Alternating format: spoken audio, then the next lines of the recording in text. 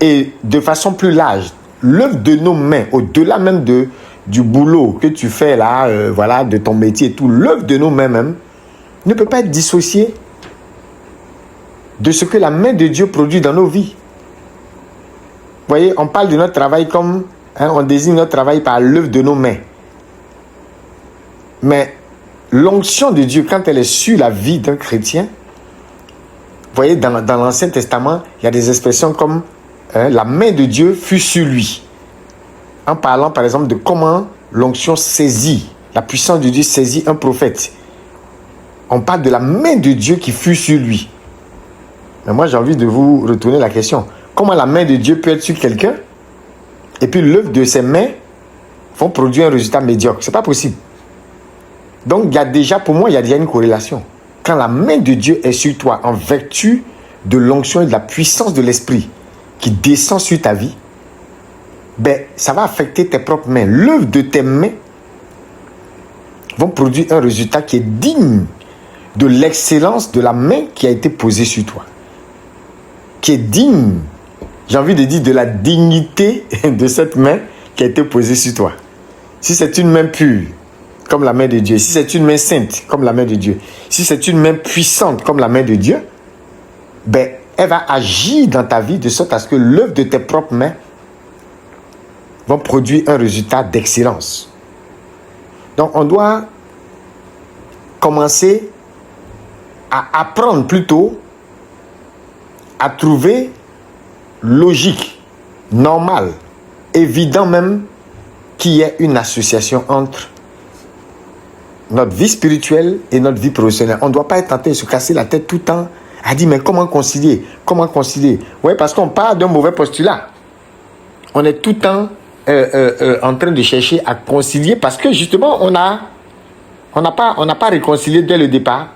On n'a pas considéré dès le départ que ces choses-là étaient imbriquées, qu'il y avait une unité. Vous voyez, il y a ce qu'on appelle l'unité de vie. Hein? Les théologiens peuvent vous en parler.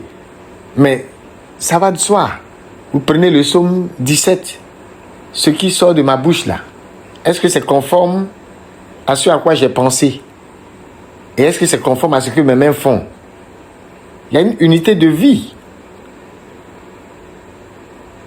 Le chrétien qui dit une chose, vous voyez, quand par exemple, le Seigneur interpelle le peuple en disant « Il m'honore des lèvres, mais leur cœur est loin de moi. » Vous voyez, il n'y a pas d'unité de vie. Mais s'il y a cette unité de vie-là, on ne va pas être tout le temps en train de chercher « Ah, mais comment je réconcilie ma vie de famille avec ma vie spirituelle? Comment je réconcilie ma vie spirituelle avec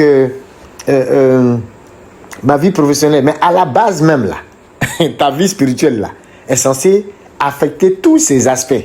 Il y a un film chrétien anglophone qui a essayé, bon, ils ont un peu peut-être exagéré, mais ils ont bien imagé un peu ce côté unité de vie, mais ils ont essayé de peut-être exagérer pour pouvoir mettre un peu l'accent sur le fait que nos vies sont interconnectées. Ils ont voulu vraiment mettre ça en relief d'une façon très forte. Et pour cela, ils ont montré une dame. Et en général, ceux qui ont fait ces films-là, c'était des personnes qui aimaient beaucoup s'inspirer d'histoires réelles, d'histoires vraies. C'est-à-dire qu'ils ont montré une dame qui est allée au boulot. Elle arrive au boulot avec un long retard. Et puis, comme elle devait pointer, bon, il y a des personnes qui ne pointent pas parce que, voilà, généralement, quand on est cadre et tout ça, il y a une certaine flexibilité, mais il y a d'autres qui pointent, voilà, pour indiquer que, voilà, je suis arrivé à tel et tout. Et elle a menti, en fait, et elle a fait comme un petit coup avec l'une des personnes qui était en charge de tout ce qui était pointage et tout. Je ne sais pas si c'est quelqu'un des ressources humaines, mais elle a essayé de monter un petit coup avec la personne, comme pour ne pas qu'on considère qu'elle avait eu tout ce temps d'absence-là. Et puis, c'est passé. Mais la même nuit, c'est comme si cette dame-là voit dans un rêve quelqu'un apportait du sable dans une construction de maison qu'elle était en train de faire, mais c'était pas du... C'était comme si la personne apportait une matière qui n'était pas conforme pour la construction de cette maison. Et elle était en train de bien construire sa maison, ça montait, elle était heureuse et tout. Et quand la personne est venue avec quelqu'un qui était habillé en noir, est arrivé avec cette matière-là, c'est comme si c'était le début du déclin. Donc, vous voyez, l'image de quelque chose que tu es en train de bâtir, et soit pour détruire cela, l'ennemi envoie une matière qui n'est pas conforme, ça peut être du ciment qui n'est pas bon, ou bien qui n'est pas aux normes, ou bien une matière, un matériau, voilà, qui n'est pas aux normes, et qui va faire que ta maison va s'écrouler, par exemple. Ou bien simplement, quelqu'un qui vient, et pendant que tu construis, la personne détruit, s'oppose. En tout cas, elle a commencé à faire des rêves comme ça, assez bizarres, et c'est comme si le lendemain, pour une affaire banale de thé, il a commencé à avoir des éclats de voix entre elle et son mari, commencé à avoir des violentes disputes et tout, comme si son foyer a commencé à être attaqué, comme s'il a commencé à voir, vous voyez, un peu le foyer, hein, la maison, la famille, l'image d'une famille chrétienne, c'est aussi l'image d'une maison qui s'élève, vous voyez, c'est pas, voilà, on peut prendre l'image de la maison qu'on est en train de construire, hein, pour parler aussi d'une famille qu'on est en train de bâtir, vous voyez. Et donc, c'est comme j'ai dit, ils ont peut-être un peu exagéré, mais c'est comme si, à travers ces mensonges au niveau de la vie professionnelle et un peu le côté manque d'intégrité dans sa vie professionnelle, c'est un peu comme si elle a fait une brèche par laquelle l'ennemi est entré. Et cet ennemi-là, en entrant, il a par exemple décidé d'attaquer sa vie familiale. Je ne sais pas si vous suivez, hein, on est ensemble, non? Est-ce que quelqu'un me suit? Oui. Voilà, vous comprenez bien, hein? Vous comprenez bien le lien. Voilà, comme j'ai dit, ça peut paraître un peu exagéré parce que parfois, on veut se convaincre qu'il n'y a pas de lien. Si je connais j'ai un ami qui a très bien travaillé, il est excellent, toujours il a des promotions, par exemple, au boulot et tout. Et puis bon, voilà. Par contre, sa vie familiale est catastrophique. Et puis on se dit, bon, il n'y a pas de lien. Il n'y a pas de lien. C'est-à-dire qu'il peut se permettre de faire n'importe quoi en famille, mais parce qu'il est intelligent, par exemple, ben, il va toujours avoir des promotions au boulot. Donc, on prend ce genre de choses-là pour se consoler. Mais qu'est-ce qu'on en sait? Peut-être que c'est le désordre peut-être que le désordre de la famille, même si ça n'agit pas sur la vie professionnelle, agira quelque part, qui, à un moment donné, va finir par affecter la vie professionnelle. Et puis, qu'est-ce qu'on appelle avoir une promotion? Qu'est-ce qu'on appelle avoir du succès professionnel? Est-ce que c'est le fait de, je ne sais pas, de multiplier les promotions, de multiplier des sources de revenus, de dire par exemple qu'on a 100 milliards dans son compte, et puis, à la fin de nos vies, personne même ne veut être associé à nous. On n'a même pas un legacy, on n'a même pas un héritage digne de ce nom à laisser à la génération qui arrive. Est-ce que c'est ça, par exemple, dit qu'on a réussi? Parce qu'il y a dans un ouvrage de développement personnel, il y a justement un des auteurs bien connus de l'époque, et même voilà, qui a toujours été une référence dans tout ce qui est développement personnel, leadership et tout. Et le gars, il prenait l'exemple d'un monsieur qui a beaucoup bossé, un excellent professionnel et homme d'affaires. Il a beaucoup bossé, il a été vraiment brillant et tout. Il a eu d'énormes résultats, quelque chose de... Il a eu une richesse massive, il faisait partie des plus grandes fortunes de son temps, c'est une histoire vraie. Mais le type, il a pris l'exemple de ce gars-là pour dire que vers la fin de sa vie, personne ne voulait être associé à lui. Je prends souvent le cas d'un mendiant qui a refusé une fois de recevoir de l'argent d'un homme très riche. Pourquoi il a refusé cet argent? Parce que ce gars-là avait la réputation d'être un ritualiste. C'est-à-dire qu'il avait des succès, mais tout le monde savait que ces succès-là, et il ne s'en cachait pas, il y a des gens qui ne s'en cachent pas. Tout le monde savait que, par exemple, derrière, il y avait des sacrifices humains et autres. Bon, aujourd'hui, on dira, oui, les gens n'ont plus besoin de faire des sacrifices humains. Ils n'ont pas besoin de tuer en face et tout. Mais, par exemple, ce monsieur qui faisait partie des grandes fortunes, mais qui, à la fin de sa vie, personne ne voulait s'associer à lui. Il n'était pas un modèle pour qui que ce soit. Et il est mort malheureux. Laissant une grande richesse, oui, mais malheureux. Mais dans son cas, ce qui a fait que les personnes ne voulaient pas s'associer à lui, justement, c'était que les gens reconnaissaient, estimaient qu'il était, et ça c'était la réalité de l'histoire, c'est qu'il était arrivé à cet échelon-là, à gravir les échelons, mais en écrasant les gens, en marchant sur les gens, en établissant une domination qui en réalité est malsaine. Il ne faut pas oublier justement que la domination, dans le sens chrétien, n'a rien à voir avec ce qu'on veut nous faire miroiter dans le monde. Il faut faire vraiment attention à ça et il faut, par rapport à cette notion de domination, vous voyez souvent même dans les thèmes des groupes charismatiques là, il faut faire attention parce que vous voyez souvent les thématiques dominer avec Jésus, dominer le territoire avec Jésus et autres. Mais de quelle domination il s'agit? Il faut qu'on se comprenne très bien. Parce que la doctrine la doctrine sociale de l'Église, elle est claire. Sur certains faits. Par exemple, il faut savoir que la doctrine sociale de l'Église considère de manière très positive le travail humain.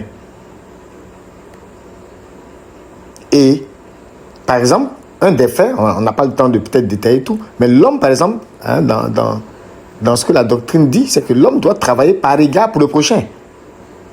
Il doit travailler parce que le Créateur le lui a ordonné. Et aussi du fait de son humanité, même dont la subsistance et le développement exigent de travailler. Mais en même temps, il doit travailler par égard pour le prochain. C'est ce que la doctrine sociale de l'Église nous dit. Et spécialement pour sa famille, mais aussi pour la société à laquelle il appartient, pour la nation dont il est fils ou fille, pour toute la famille humaine. On peut le voir dans Laborem Exercens, le numéro 16. Pour toute la famille humaine dont il est membre, étant héritier du travail des générations qui l'ont précédé et en même temps courtisan de l'avenir de ceux qui viendront après lui dans la suite de l'histoire. C'est tout à fait normal. C'est un peu comme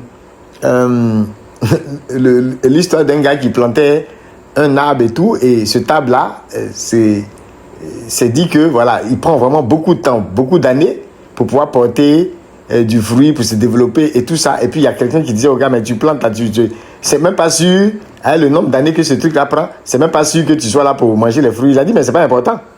Je ne suis pas en train de planter parce que je vais manger le fruit. Je suis en train de planter parce que mes parents, nos ancêtres, les personnes qui nous ont précédés,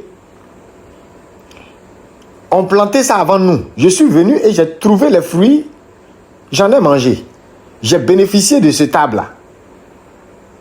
Donc, de la même façon que moi, j'en ai bénéficié, à mon tour aussi, je sème pour que des générations après moi aussi en bénéficient. Voilà, c'est un peu, je prends ça pour illustrer un peu la notion de, voilà, étant héritier du travail des générations qui l'ont précédé. Vous voyez?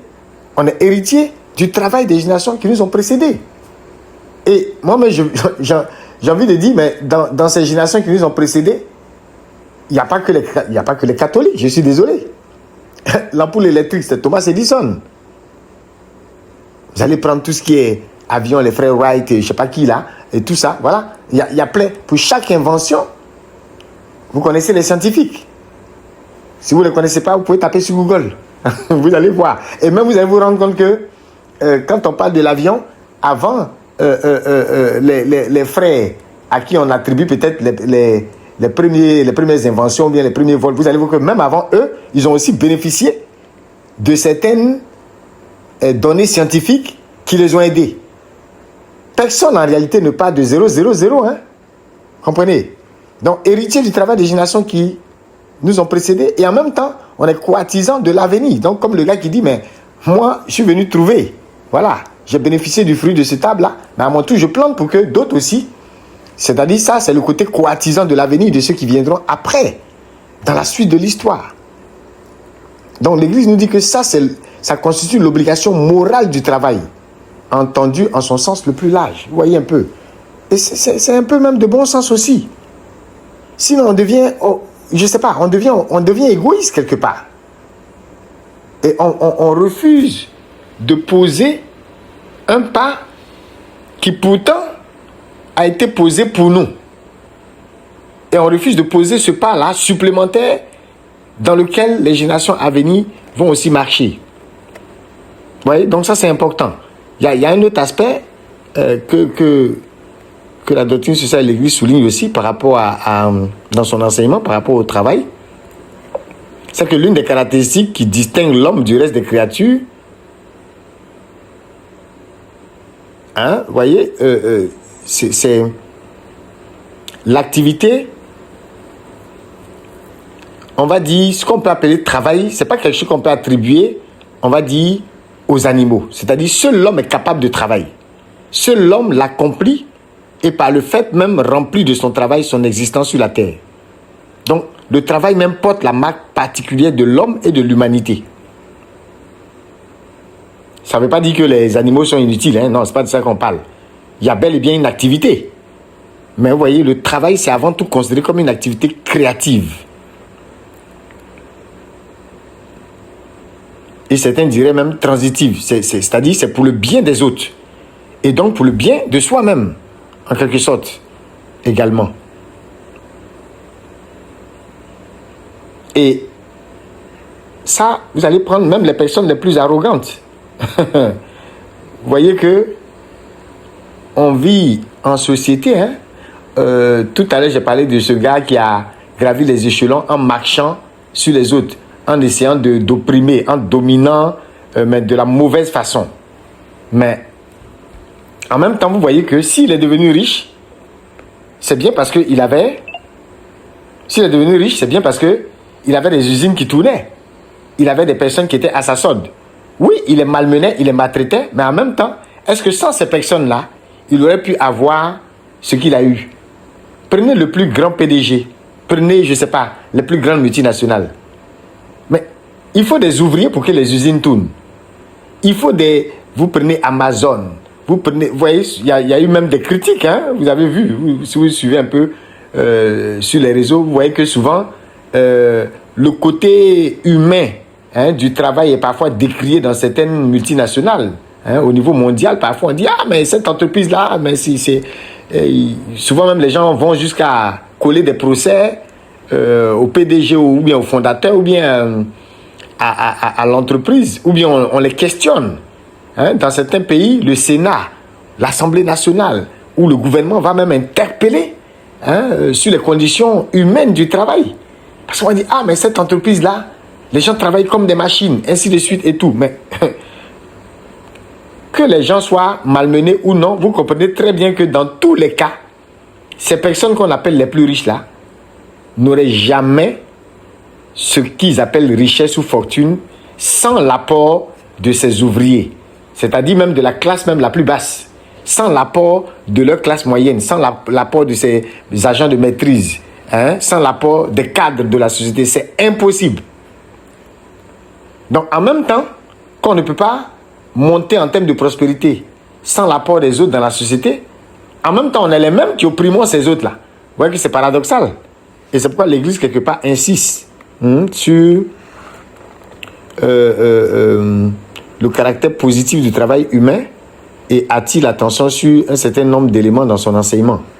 Et à travers aussi le travail, une personne, il ne faut pas l'oublier, ça c'est un autre point, honore également les dons et talents du Créateur. Dons et talents que tu as reçus de qui? De lui, du Créateur. Donc le travail, c'est comme une gestion de talent en fait, selon le dessein de Dieu. Et ça, le compendium de l'Église nous le dit. Chaque être humain est appelé à se développer et à s'accomplir. Vous voyez le mot développer. Là, nous, on est en train de regarder, par exemple, cette question de développement personnel. Il y a eu des débats et ces débats-là continuent. Aujourd'hui, souvent dans l'Église, il y a différents types de personnes. Il y a des personnes, quand ils voient des mots comme développement, personnel, leadership, coaching, mentoring. En même temps, ils tombent en transe. Ils tremblent sur eux. ils ont tout de suite le sentiment que ce sont des choses qui viennent contre Dieu, ça vient contre l'Église, ce n'est pas spirituel et tout ça. Non, il faut faire attention. Donc, on est en train de regarder, parce que Dieu merci aujourd'hui, beaucoup de prêtres, théologiens, biblistes et autres se sont intéressés à la question de plus en plus.